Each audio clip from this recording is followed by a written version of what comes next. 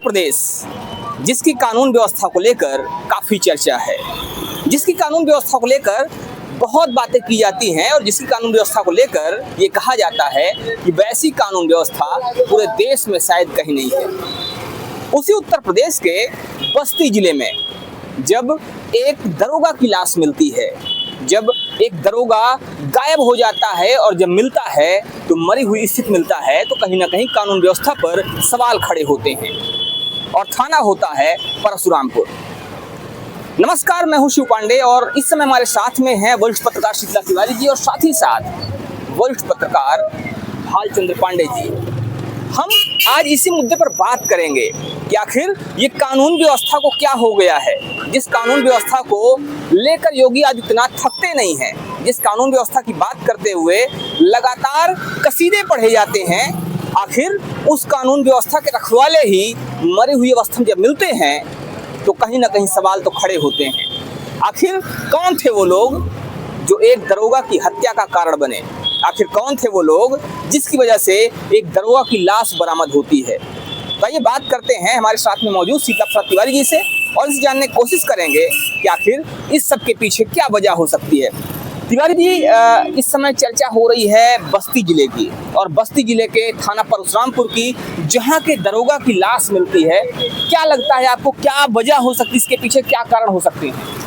दरअसल सबसे पहले हमारे जितने भी भाई हैं उनको बहुत बहुत प्रणाम, नमस्कार। पांडे जी ने भी जो जिक्र किया, तो उत्तर प्रदेश की इस समय यह जो है सबसे चर्चित घटना है और उत्तर प्रदेश के पांडे जी प्रयागराज या तमाम बड़े जो शहर हैं उनको हम लेकर के अगर चले तो कहीं ना कहीं ये जो बस्ती जिले में जो घटना हुई है, तो समझ लीजिए इस पर जो है बहुत बड़ा मतलब जो है कानून व्यवस्था को लेकर सवाल खड़ा हो गया है। अब उस पर यह है कि 5 फरवरी का दिन था। 5 फरवरी के दिन शाम 5 बजे अजय गौड़ जो एसआई थे परशुरामपुर थाना, जैसा आपने बताया, उसमें वो जो है एसआई थे, लेकिन जो प्रभारी थे उनके छुट्टी की वजह से वह जो है चार्ज थाना का लिए थे और वह ड्यूटी में 5 बजे निकलते हैं। हालांकि पत्नी से बात, अगर हम पत्नी की बात करें उनकी रंजिता गौड़ की, तो वह शाम 8 बजे तक जो है लगाई फोन, उनसे बात नहीं हो पाया। वो बता रही है कि 5 बजे बात हुई, उसके बाद 8 बजे बात नहीं हुई और रात भर बात नहीं हुई। तो सुबह थाने वालों ने उनको बताया कि वह जो है लापता है। इस पर जो है उन्होंने संदेह जताया कि उनका जो है अपहरण हुआ है, उनका बंधक बनाया जा सकता है, उनको किसी ने कुछ ऐसा कुछ किया होगा। कोई विश्वसनीय आदमी तत्काल जो है मुकदमा करके इसका जो है आप लोग जो है छानबीन करिए।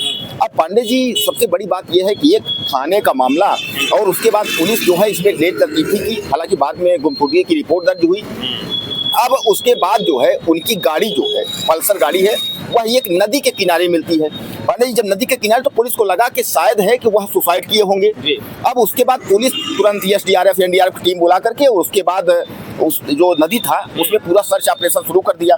उनकी पत्नी रंजिता गौड़ यह भी कह रही हैं कि यह भी हो सकता है कि गाड़ी वहां खड़ी की गई हो, उनको कहीं और ले जाया गया हो, यह पुलिस गुमराह करने के लिए ऐसा किया जा सकता है। लेकिन तब तक में शाम तक उन लोगों ने सर्च ऑपरेशन चलाया उस नदी में, जबकि उस नदी से या सरजू से कोई मतलब नहीं है। और फिर किसी ने फोन किया कि उनकी लाश जो है, उनका शव वह सरजू नदी में तैरता हुआ दिख रहा है। तिवारी जी, एक आपने तो पूरा डिटेल बता दी, बिल्कुल बिल्कुल, लेकिन अब यहाँ पर सवाल ये खड़े होते हैं कि आखिर ये जो घटना हुई, इस घटना के पीछे क्या कारण हो सकता है? क्या जो दरोगा जिनकी लाश मिली है, क्या वो किसी ऐसे केस की तहकीकात कर रहे थे या उनके पास कोई ऐसा मामला था जिससे किसी बड़े व्यक्ति के फंसने की आशंका थी, या कोई ऐसा व्यक्ति जिसने उनको गुमराह किया उसने अपने पास बुलाया और उसके बाद जैसे किडनैपिंग की बात आप कर रहे थे? यहाँ हम आपसे एक बात जिक्र करना चाहेंगे।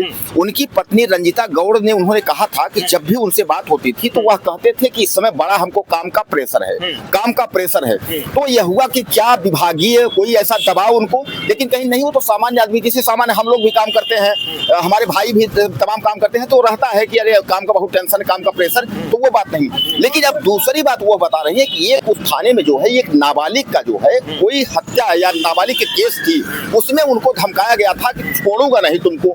तो ये कुछ शक जो है उधर तो जा रहा है, लेकिन पुलिस जो है, हालांकि पुलिस हर बिंदुओं पर जांच कर रही है, जो लोग कहते हैं प्रेम प्रपंच या इस तरीके, उस पर भी जांच कर रही है यानी। लेकिन पांडे जी, अभी तक जो है वह क्लू नहीं आया। अब सबसे बड़ी बात इसमें ये है कि उसमें सीसी कैमरे, जो 100 सीसी कैमरे बता रहे हैं पुलिस ने जांच किया है, तो बस्ती से वह अयोध्या की तरफ जा रहे हैं। अब पांडे जी, अगर बस्ती से अयोध्या तरफ जा रहे हैं और फिर वहाँ अगर इस तरीके से उनकी लाश मिल रही है तो आखिर सरजू से अयोध्या से उनका 100 यानी गाड़ी जो है वह गाड़ी फिर वापस बस्ती कैसे आया? गाड़ी वहाँ जा रही है, गाड़ी वहाँ से आ रही है, कोई व्यक्ति गाड़ी ला करके यहाँ जो है खड़ी कर रहा है और उसका अब यह कहा जा रहा है पुलिस के द्वारा उनका जो मोबाइल फोन है वह बेचा गया है, यानी किसी महिला के हाथ वह जो मोबाइल फोन बेचा गया है। पुलिस जो है उसकी टीमें लगी हुई हैं, जल्द ही पुलिस कह रही है कि हम दावा कर रहे हैं कि हम इसको जो है जल्द खुलासा करेंगे, लेकिन कहीं ना कहीं कानून व्यवस्था को लेकर के तो सवाल है। पांडे क्या लगता है आपको? देखिए, उत्तर प्रदेश जैसे राज्य में जहाँ के अपराध की संख्या धीरे धीरे दिन प्रतिदिन बढ़ रही है, वहाँ पर एक पुलिस वाला जो कि कानून का रक्षक है उसकी हत्या हो जाती है और इतना दिन हो गया अभी तक कोई खुलासा नहीं हो पाता। और ऐसी स्थिति में जहाँ पर लोग पुलिस पर विश्वास करते हैं अपनी रक्षा के लिए, वहाँ पुलिस अपनी रक्षा नहीं कर पाती।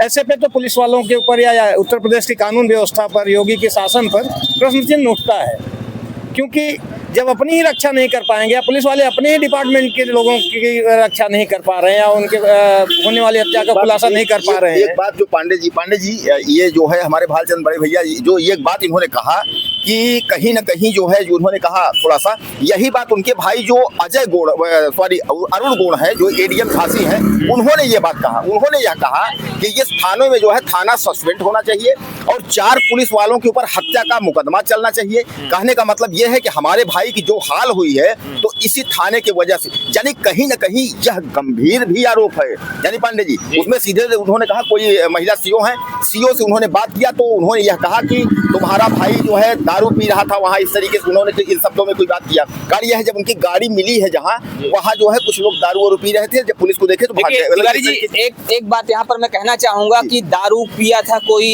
किसी ने क्या किया था, मामला जो भी था, लेकिन एक पुलिस वाले की हत्या हो जाना, एक दरोगा की हत्या हो जाना अपने आप में बड़े सवाल खड़े करता है और कहीं ना कहीं दिखाता है कि अपराधियों के हौसले बुलंद हैं।